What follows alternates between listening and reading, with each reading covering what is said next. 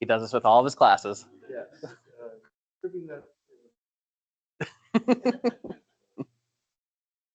All right, thank you so much.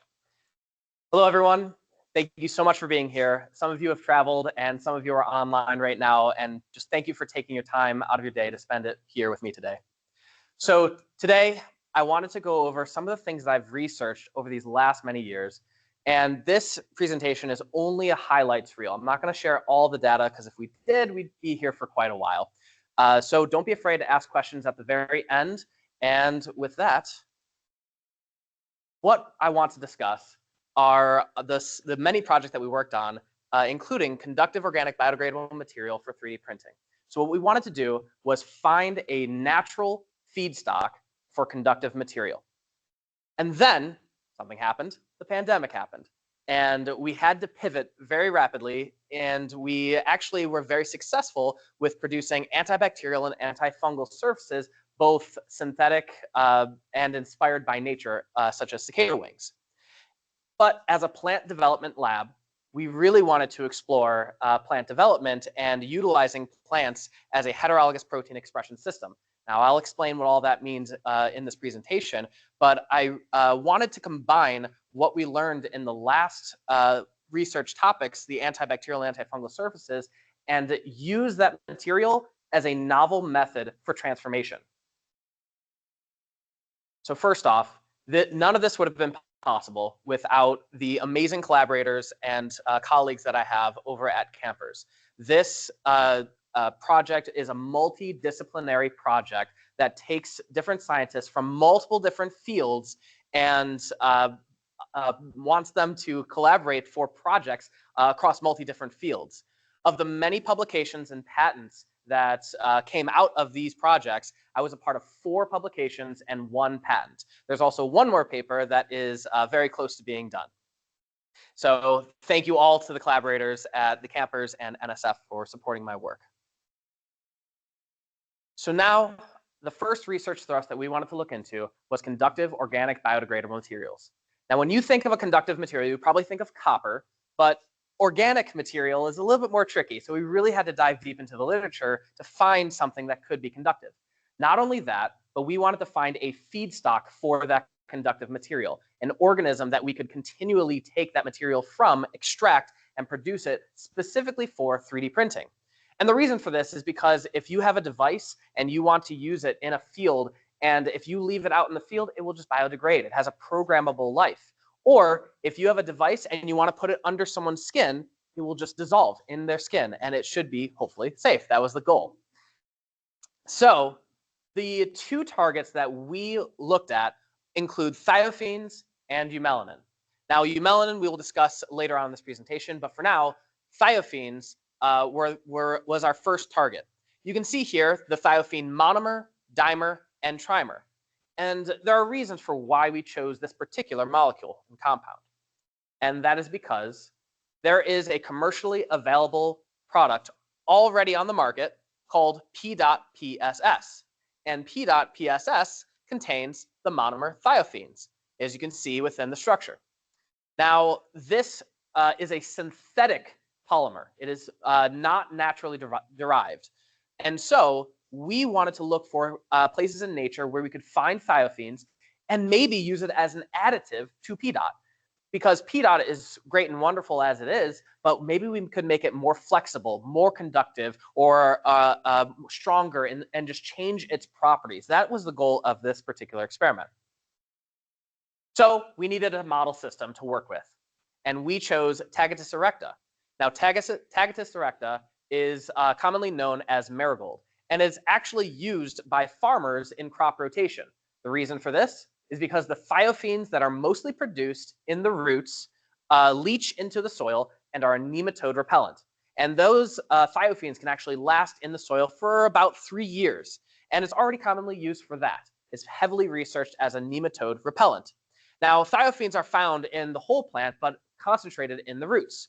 So we had a few ideas to try and explore producing more thiophenes and extracting them. One of the first ideas that we had was to look at the biosynthesis pathway of thiophenes within these plants. As a molecular geneticist, I want to mess with the genetic pathways and either upregulate, downregulate, and change things around. And we found that this pathway is only a proposed pathway. And the unfortunate part is that there is no direct link to thiophene. We could assume a few things, but did we really want to genetically modify this and maybe not have what we wanted? So we decided to go into a different direction to produce thiophene from Tagetes erecta. And that was actually using a hydroponic system. Now, we had a small scale hydroponic system in the lab, and as the plants grew, we could actually harvest their roots. Now, remember, the roots is where the thiophene is concentrated. And so once we extracted those roots, we could extract the thiophenes and then analyze them using gas chromatography and mass spectroscopy. And it worked. It turned out to be pretty successful. We were able to grow in our small hydroponic farm, hydroponic system, these roots. We would cut them off, and then after a week or two, they would grow back, and we would be able to cut them again as it kept going. And so I mentioned gas chromatography. Just as a quick aside, what it is a method for analyzing the extraction for all the different compounds of that extraction from the marigold. It is commonly used in forensic science, environmental science, food analysis, and airport security. And all it's meant to do is to send all the compounds through a column, stretch them out, break them down by their properties, and separate them by their properties. Could be nonpolar versus polar, charge, or size, and then we ionize and analyze on a mass analyzer. Now, this is the raw data of the extracted roots, and I particularly want to draw your attention to the 19-minute mark. That is a compound that you are looking at. Each of these spikes on their own are an individual compound. Not all of them are thiophenes. Some of them are not. And the retention time tells us about when does it come off the column and separates the molecules. So here's just a short list. There's way more than this. I had to pare it down. But here's a short list of some of the compounds. I bolded the thiophenes that were present and found in our marigold. Now, terthiophene, the one that came off at 19 minutes, is of interest to us. That is because that it can be used for a conductive material, but I'll discuss that in a moment. I also wanted to show you that this was all based on data that was compared against the National Institute of Standards and Technology. So we could see, is it actually our compound that we are comparing it to, or is it not? And the percent match is what you're seeing there. Anything over 70 is what we kept. Anything under 70, we weren't as confident in its results. So now, I mentioned terthiophene. Why is it important? Because my collaborator, Dr. John Anthony, and I, he said that it's possible we could take terthiophene and dimerize it into sexythiophene. Yes, that is the real name. And this sexythiophene on its own could be conductive, maybe have a few post-processing for it, but that was the goal. We wanted to isolate specifically terthiophene compound.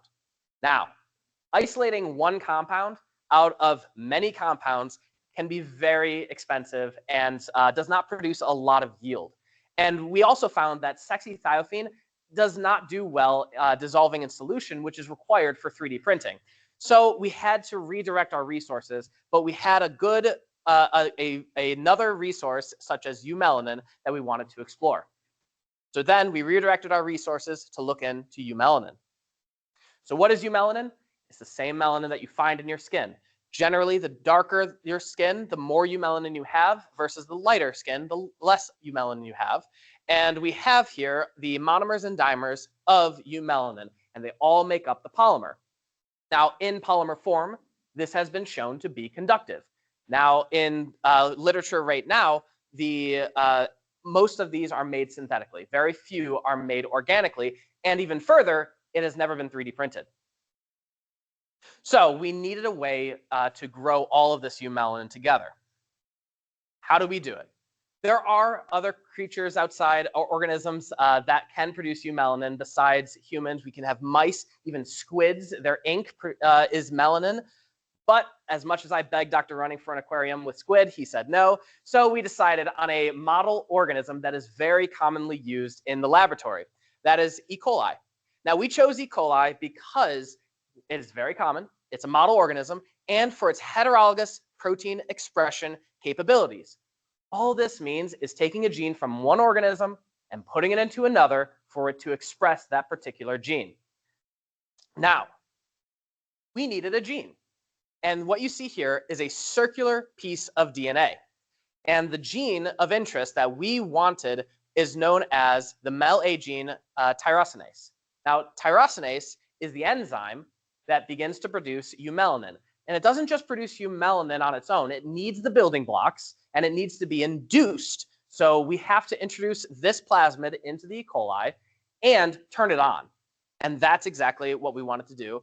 And from there, once it turned on, we could extract the eumelanin and test its properties. And sure enough, we transformed the E. coli. On the left, you can see the control E. coli in media versus the right, the E. coli in producing the eumelanin. It is significantly darker. But we didn't want to just stop there. We wanted to see if we could optimize the system. And here we have different temperatures of growing E. coli for different periods of time over the course of 96 hours. Now, E. coli grows at 37 degrees, but eumelanin does not necessarily form well in 37 degrees. And we wanted to find that happy balance between growing E. coli and producing eumelanin within the E. coli. And so we tried multiple different temperatures, but we landed on about 30 degrees Celsius. What you're seeing here is actually the relative absorbance at 400 nanometers wavelength, which is the absorbance of eumelanin. And it was a good indication for us to know that eumelanin was being produced at that particular temperature after around 96 hours. So then I extracted that eumelanin and dissolved it into a solvent and was able to give it to our collaborators, Dr. Andrei Shirahi and Daniel Sills. And what they did was take it and put it into their 3D printer to see if it would print. And they tried several different tests, a droplet assay, a line assay, and a thin film assay. And all this means is that they deposited the eumelanin and allowed the solvent to evaporate off, leaving behind the eumelanin polymer. And we found that it was able to do it, carries the eumelanin and is able to deposit it with relative success. Still needs a little bit of optimization, but otherwise works well. So now, the big test. Is it conductive? What we did was we were able to hook up some electrodes and put our eumelanin over the electrodes to complete the circuit. If we run a current through these electrodes, the eumelanin should hopefully carry the charge and complete the circuit. And they wanted to see if more layers was better than less layers. So they would layer on a certain amount of eumelanin, let it dry, then another layer, let it dry, then another layer, and so on until 5 layers or 10 layers to see if it would carry that charge through the electrodes. And what they found was it wasn't that conductive.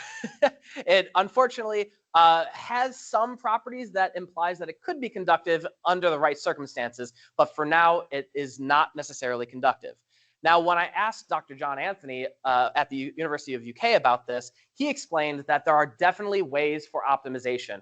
We could use a vacuum oven to prevent oxidation or try a different solvent for the eumelanin for extraction. So what we saw with all of this was that thiophenes, they could still be useful as a conductive material if we ever find the enzyme that produces terthiophene directly. That is what was really holding us back. Or if we could grow a lot of marigolds all at once to be able to increase our yield of terthiophene.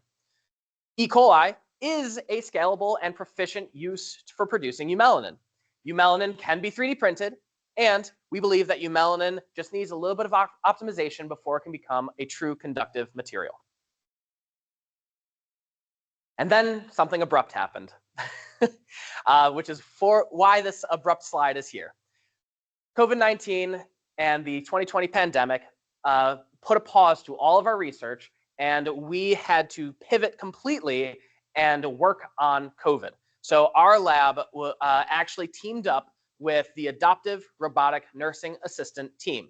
This is a robot that would go into the COVID wards and irradiate the entire room with UV radiation, not while anyone is in there, but it would irradiate that so that it would hopefully kill COVID or other diseases. Now, as the biologist, we wanted to test if the robot could actually do this, and so we had a model system known as the ILAT virus. The ILAT virus is very similar to COVID, except it does not infect humans. So it infects insect cells instead. So what we tested was how far away from the ILAT virus do you need to be for it to be effective, and how long? 30 seconds of UV radiation? 10 minutes of UV radiation? That's what we were trying to test. So we would irradiate the ILAT virus and then try to infect the insect cells to see how well it would infect. This research was way before we had an ELISA test or a vaccine, and it was before we even knew that SARS does not really exist on surfaces and it was airborne. So it was very early on during the pandemic that we did this. But it did lead to our next avenue of research. When Dr. Hank Paxton learned that we were the biologists working on COVID and trying to irradiate COVID, he called us up and asked if we could test his surface. Now, Dr. Hank Paxton is an engineer who works in producing these diamond nanoneedle structures. And what he wanted was to use these structures to eradicate bacteria and fungus. And so, as the biologists, we said yes, and we would test it. Now, just a little bit of background. Emerging diseases can be classified as either recently appeared in the human population or is quickly spreading, even if it was from a known organism. And we see here that bacterial infectious diseases is about 54% of all emerging infectious diseases. Now, what Dr. Hank Paxton was promoting was that his surface did not require any post-processing requirements, and it would still demonstrate the antimicrobial effects that these surfaces often do. So Dr. Hank Paxton had such precise control in producing these crystal needles, or these diamond needles, that instead of growing diamonds in the spherical way, he was able to grow them in a longitudinal way. And you can see that from this picture of the scanning electron microscopy image of the diamond nanoneedle structure. So what's my task in all of this? I was to use E. coli, a model organism that we used in our previous experiment, and I was to grow it up and apply these samples to the surface and see, after incubation for a period of time, 24 hours, 4 hours, see if the E. coli would actually survive that interaction. From there, we would take the E. coli out and see its growth under a spectrophotometer. And the spectrophotometer data, here it is. So this is the growth of E. coli after interacting with the diamond surface. What we found was that flat diamond control showed E. coli growth. That's what we were expecting, because diamond innately does not have antimicrobial properties that we knew of, at least. But we wanted to make sure that that was true. This is just a flat surface. Now, we used a copper control, and if you recall, a lot of buildings actually have copper doorknobs, elevator buttons, and railings because of its antimicrobial properties. We've known this for a very long time. So we use that as a control, and we can see very much no growth of E. coli on the spectrophotometer. And finally, our diamond nanoneedle structure. When the E. coli interacts with our diamond nanoneedle structure, does not survive. So here is a scanning electron microscopy image of healthy E. coli on flat silicon. They're living their best lives, and this is what they look like. But on our nanoneedle structure, I highlighted them in green, and you can see them. They are dead or dying with their cytoplasm spilling out of their body. And I zoomed in on this so you could really see that image. When Dr. Hank Paxton and I were looking at this under the scanning electron microscope, we yelled in excitement when we saw this picture, scaring the undergrad who was with us, Sarah Cawthorn. So, in summary, we showed that this is a scalable approach that can be used for antibacterial properties, and of course it is made out of diamonds, and it shows great promise. We showed that E. coli was ruptured on the surface using scanning electron microscopy, and this work actually led to 2 publications. So Dr. Hank Paxton left the University of Louisville not long after this to, he found a job in industry, and he's been doing great ever since, but not before he introduced me to Dr. Q, Dr. Walsh, and Dr. McNamara. So Dr. Q, what he wanted to work on are the surfaces of cicada wings. Now, cicada wings, as well as butterfly wings and dragonfly wings, they have the same antimicrobial properties that we showed in our diamond nanoneedle structure. Now, would you like some cicada wings on your tables, chairs, and doorknobs every time you touch it? Probably not. But what if we were able to synthetically create the surface? And that's where Dr. Q came in. Now, again, a little bit of background. These cicada wing structures are only really effective against gram-negative bacteria. What this means, gram-negative, is it's a certain type of cell wall structure that is a little bit more stretchy and has a particular structure versus gram-positive bacteria, which is a lot more rigid. And we know that the cicada wing naturally is not as effective against gram-positive bacteria. But Dr. Q wanted to test to see if he could make the surface just a little bit more effective against gram-positive bacteria. So here is that surface, the synthetic surface that he created using the glancing angle deposition and inverted glancing angle deposition. And he actually pioneered the inverted glancing angle deposition. And what this shows is that he was able to make these surfaces with relative ease. This is a side view of that same surface, and you can see the needles here. Now, something that I want to point out is that this surface is made out of germanium, a metal. We also made it out of copper and titanium. And the reason being is because we wanted to see if this deposition technique could actually work with different metals and if we could make something antimicrobial via germanium or titanium that are not inherently antimicrobial. So what was my task in all this as the biologist? My task was to grow the E. coli, another the model organism that we use often, and Staphylococcus aureus. Now, staph, you may have heard of, it's the same infection that are caused in hospitals as well as pimples, and it is a gram-positive bacteria. And so it is a model organism that we study, and we wanted to see, does it work? So we grew up the bacteria, put it on the surfaces, incubated for a time, and then saw how it grew on the spectrophotometer. And this is E. coli on titanium and other controls. And what I want to draw your attention to is the titanium thin film. This is a flat surface of titanium, just in case titanium had any antimicrobial properties that we didn't know about. And we see that the bacteria grew fine. It grew like normal. Versus the titanium iGlad surface did not grow. The E. coli died readily. With all the other samples that we tried, both staph and E. coli on germanium and titanium, we saw the same story. The surface was effective in all cases. And here is a picture of staph being punctured by the nanoneedle structure and succumbing to death. Now, here's where it gets really exciting. Would this work against fungi? Now, fungi are very different from bacteria. They have a very different cell wall structure and are a lot larger. So would this work? We really wanted to see, to test this. And so we used the model organism Saccharomyces cerevisiae. This is a widely studied yeast in the laboratory and is otherwise known as brewer's yeast. So I had to change my methods a little bit. I needed to test it after interaction with the surface. I wanted to stain the cells, and we used the stain methylene blue.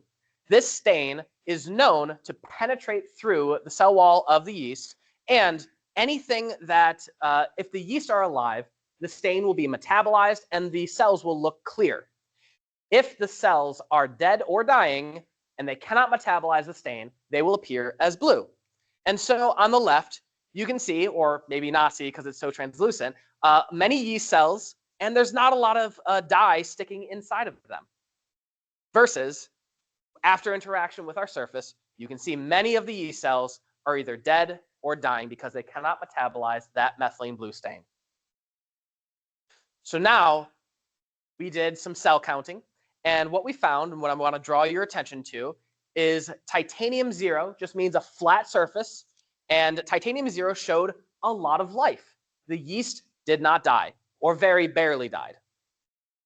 However, for the titanium 85, and that's the 85th recipe that we tried of titanium nanoneedle structure, we found that there were very few that were alive. The same story for the germanium and the germanium 85, the nanoneedle structure, very few grew on the nanoneedle structure. Versus, in terms of dead cells, we found that titanium 0 produced very little, whereas the nanoneedle structure killed many. And same story for the germanium. There we go. And so what we found was that this iGLAD and GLAD techniques show promise as a scalable process for antimicrobial and antifungal properties. We also showed that the cicada wing mimicry surface works on both gram-negative and gram-positive bacteria. The iGLAD founding that Dr. Q worked on led to a patent application, and this work led to 2 journal publications, and there's still 1 more on the way. And the future goal that we are currently working on right now is to make surfaces that are transparent. So they could go on your phone or your tablet or anything like that, or even glass, so that anything that would interact with that, the bacteria and fungus, would be eradicated. Now, this work inspired our next endeavor. Using these antimicrobial surfaces, the technology as a biolistic for plant transformation and heterologous protein expression. It's a lot of words. So if you recall, I mentioned heterologous protein expression with the E. coli and the eumelanin, just taking a gene from one organism and putting it into another. We want to do that with plants because we are a plant development lab. And so I also mentioned the word biolistic, which is probably one of the most fun things in the biology lab. And all it is combining biology, biological ballistics, and it introduces foreign DNA into tissue by shooting the DNA out of a device called a gene gun.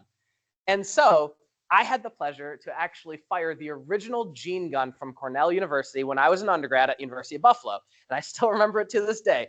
We would load the tungsten particles with DNA, coat them with DNA, and we would fire it against the tissue, usually a leaf, and it would penetrate through the leaf and then express those genes. Now, the model organism that we work in our lab is the moss known as Fiscomatrella patens. Now, Fiscomatrella patens is widely studied and has an annotated genome, which just means that we know what the genome is and where everything is in the genome. All the genes, I should say. And wild type just means that it's the one that could be found in nature. It's the most common, and it is already used in industry to produce pharmaceuticals, drugs. And we study moss due to its small genome size, its ease of growth, and its simple body plan, and especially for its ability for homologous recombination. Now, what is homologous recombination? I'm going to explain it real briefly. We have genomic DNA, and it can be quite long, several million base pairs sometimes. And we have a specific foreign DNA gene that we want to integrate into that genome. We can flank that specific gene with genomic DNA.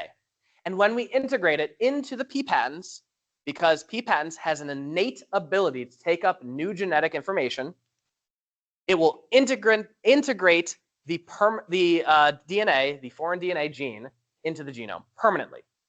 And that's what's so special about P patents. Very few, if not many, other higher plants can do this capability. Now, we wanted to take it one step further. I mentioned wild type. That's a common organism that you might be able to find on campus right now. But we also work with something called GGB mutant moss. This was developed by Dr. Julie Thole in the Running Laboratory many years ago. And this mutant shows no sign of differentiation and is unicellular. Differentiation just means that it will never grow up into an adult plant. It will always stay unicellular. So your eye cell will never become a heart cell, will never become a liver cell, will never become a skin cell. They are differentiated. These GGB mutant moss will never differentiate. It will always stay as is.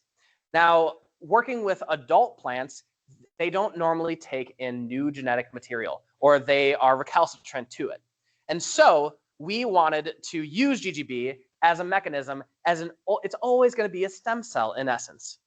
And we wanted to use its homologous recombination ability that it still maintains even as a mutant. And so we thought that it could be a good system for heterologous protein expression. It has never been used as a heterologous protein expression system to date.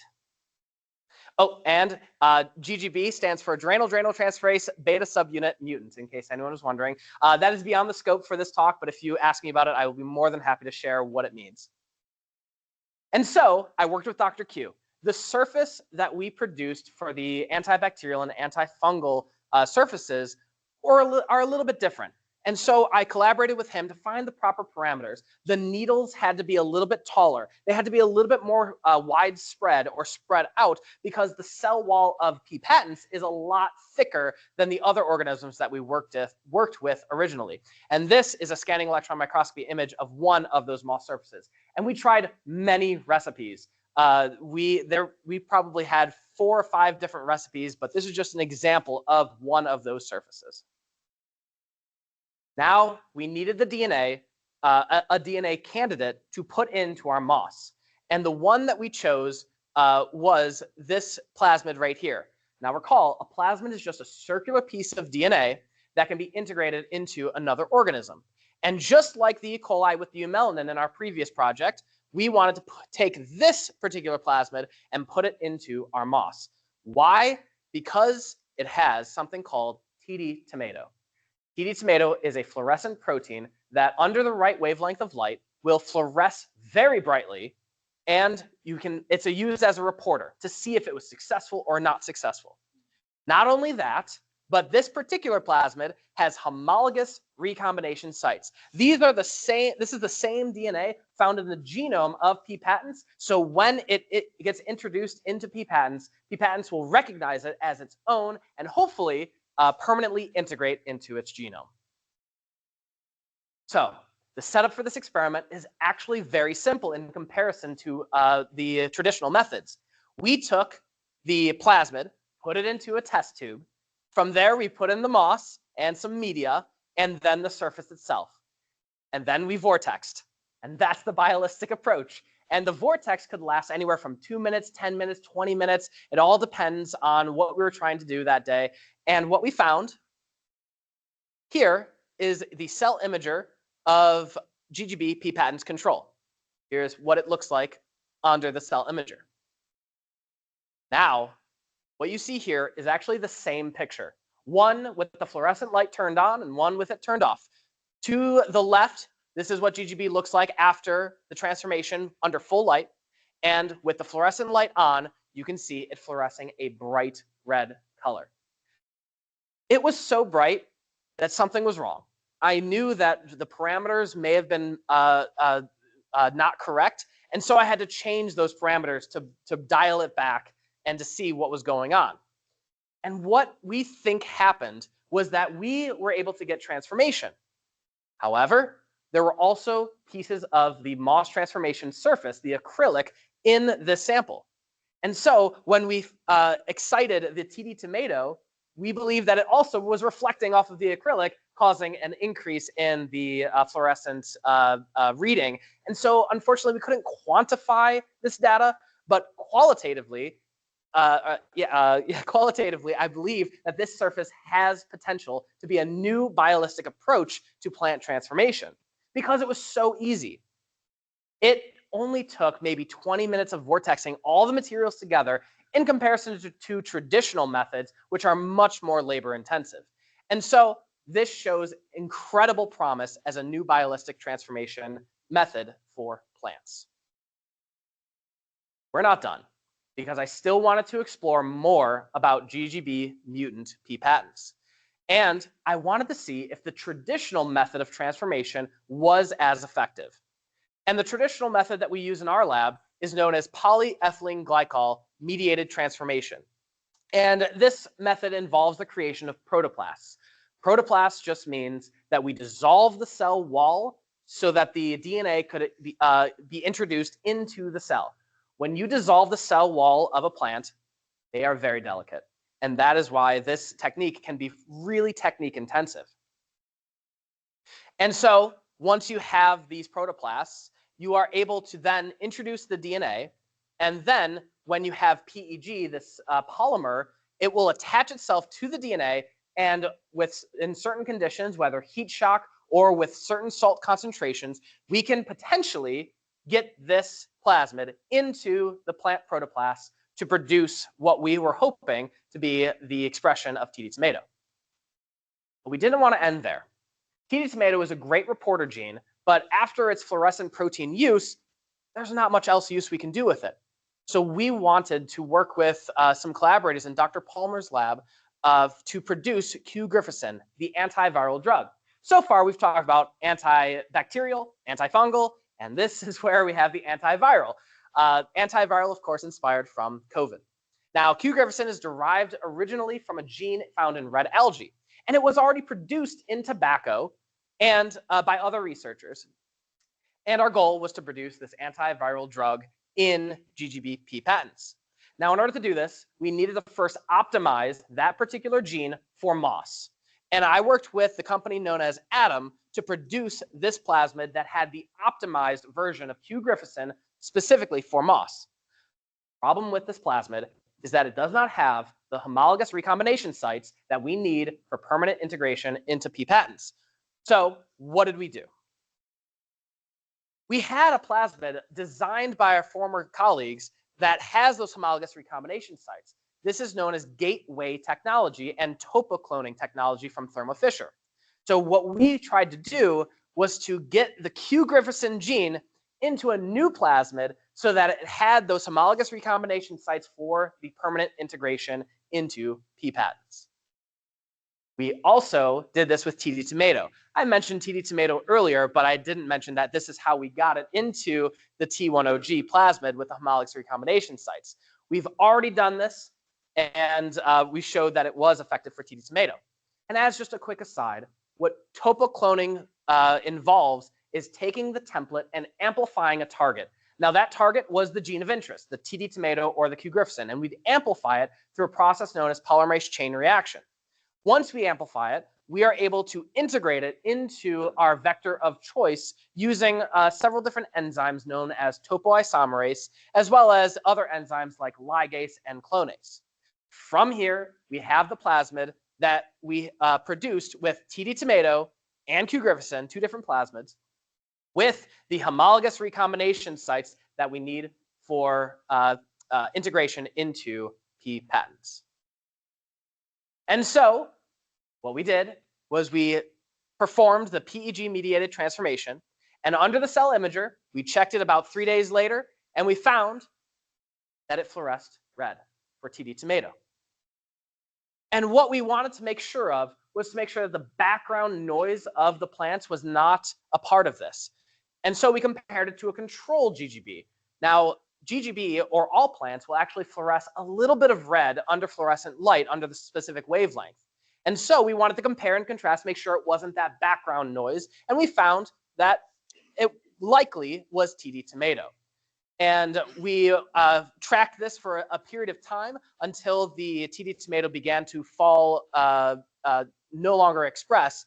And this is a transient expression.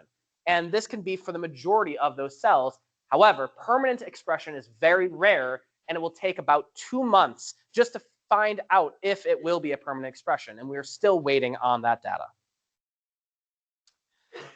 I wanted to re-emphasize that this technique is very much intensive and requires a lot of technique. And even I am not as proficient in it as I would like to be. But here on the left, you can see wild type under the cell imager, and it's the control, so there's nothing wrong with it, versus our transformed TD tomato. And I believe that the cell wall is still so delicate that pipetting may have done this while I was trying to get it onto the imager. Again, this technique is very intensive. And so what we found was that GGB mutant has great potential as a heterologous protein expression system. The plasmid to produce Q Griffithsin is complete, and it's only a matter of time before we can detect Q Griffithsin in either wild type or GGB or both. And then we found that TD tomato can be used in GGB P patents, and this is the first time it has been reported in GGB. So what we found with all of this is that we were able to produce some organic biodegradable material for 3D printing, eumelanin, through heterologous protein expression by manipulating the genes of E. coli and integrating that gene into the E. coli to produce the eumelanin. And then the pandemic hit, where we worked on antibacterial and antifungal surfaces that were either inspired by nature or diamond inspired. And from there, we were able to take those surfaces and use them as a novel method for biolistics for plant transformation. And we explored GGB as a potential new system for heterologous protein expression. I would like to thank Campers and NSF for supporting my work, as well as U of L for the facilities that I am allowed to use, as well as my mentors, Dr. Running, Dr. Perlin, Dr. Schultz, Dr. Matoba, and Dr. Hongbo, as well as my colleagues. Liang and Perul, they taught me so much in the lab. And Ginny and Susie, we were like the children watching Perul and Liang in the lab and learning from them. And then, of course, Shayna and Dr. Scott for helping me with the calculations of things and working with new instruments. And of course, Matthew Hart and Esiosa, who I hope I can guide and give as much information as I can to them before I am no longer a graduate student. And all the students that I had the pleasure of teaching, all of my undergrads, including Sarah, Mackenzie, Bawana, Zara, Alexis, Aiden, and so many more. There are so many that I could not list. And finally, a huge thank you to the friends and family who helped me along my journey, especially my wife, Erin. And with that, I will take any questions.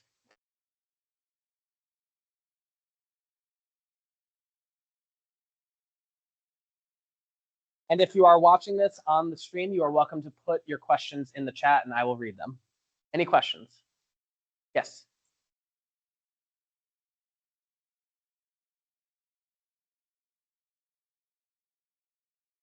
Mm-hmm.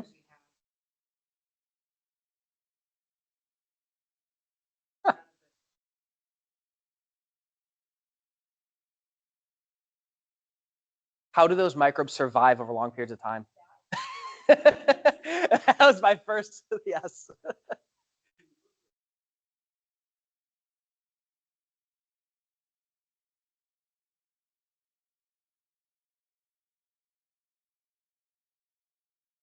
So that's what the SEM was for, to really investigate with our own eyes, do we see the cytoplasm spilling out of the cells or the cells being ripped apart? And that is exactly what we saw. That was why we did the SEM. Yep. The domain itself is only functional against negative, not the other way around. But the surface that you made was effective against both. Yes. What were the characteristics of the surface that you made? Yeah, so Dr. Q was actually able to make the surface with the nanoneedle structure was a little bit longer and it had more of a, that's what I'm looking for, hydrophobic tendency. And for whatever reason, that seemed to be the application that allowed it for killing the gram-positive bacteria staph. And so it was his modifications that did that. Yep. Yes.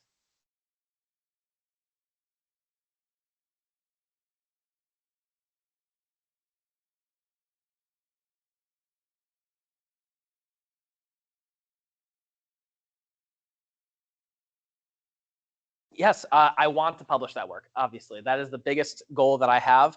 And I have some time between now and when I start my instructor position. So I'm hopefully going to be able to wrap that up as soon as possible. And then further on, I want to continue using GGB. I think that it can be used as a pharmaceutical producer for all sorts of different kinds of drugs. Q. Griffithsin was just the start. And of course, TD Tomato is our reporter just to see if it even works. And now we can really ramp that up once we've shown that it can work. On top of that, I have so many other projects. I've even told my committee of certain project that they had to say, Jesse, focus on these and work on this first. But I have so many projects in mind that I'm excited to start. Anyone from the crowd?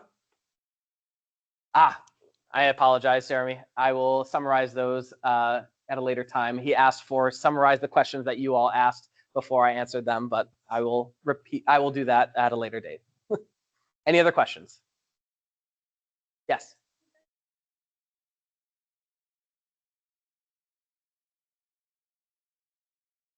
Sure. So the patent is with Dr. Q's iGlad technique. That is the specific patent specifically for antibacterial and antifungal surfaces.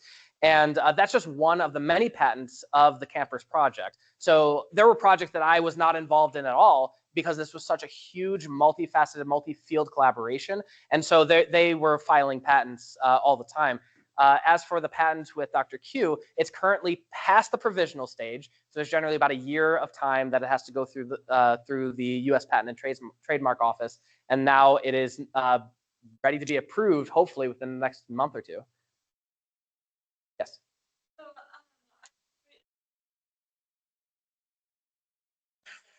In thinking about along the lines of antibiotic resistance with your collaborators, what avoiding maybe like ever evolving or Yeah, that's a great question. We thought about that of could the cell wall or the cell membrane structure like want to resist it in some way, shape, or form? And we're not sure. That's a question that we have not seen yet. In terms of it's been effective, and when it's 100% effective, or at least nearly 100%, there's not much evolution going on when they're all dead. At least that's the hope. Yes. Hmm? Yes. Sure. So shark skin, lotus leaf also have that same similar structure, and our next goal is shark skin, which I'm really excited for. But we decided cicada wing because I think it was a brood deer, and I think it was also because Dr. Q, it was an easier structure than say shark skin or lotus leaf, and so that's why we wanted to go with that one. Yes. I wish I had a picture of it, but it actually is what do we call it? Hydrodynamic in that the needle structure is actually tilted this way, and it's a nanoneedle, right? But it similarly works like our structure with needles, but all the needles are pointed away from the way the shark moves through the water. So yeah, that's the basic structure of that. Yes.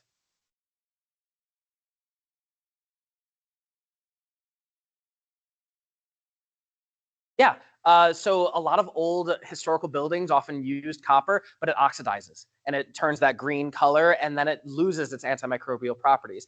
On top of that, copper can be a little expensive, and so it's just another material to add to our arsenal. Sure, there will be some buildings or doorknobs or elevator buttons that will be copper, but for everything else, maybe a big table or a butcher block at an industry factory, that could be made out of our surface. Yes.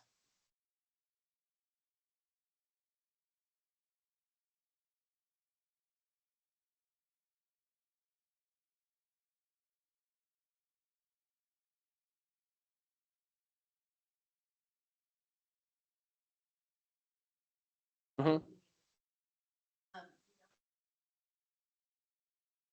Yes. Yes. Yes. When we actually started, it was not very durable. I have a picture of the surface actually being dissolved away from the media that the E. coli was in. And I spoke with Dr. Gus. I said, we maybe need to go back to the drawing board. But he was able to actually stabilize that surface a lot better against that media.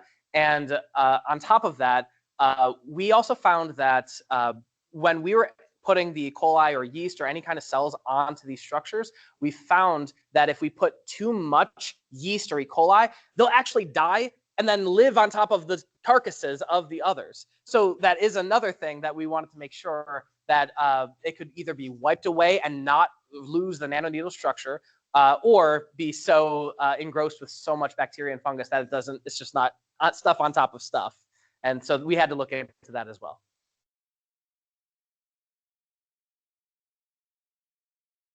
All right, any other questions? Thank you all so much for coming.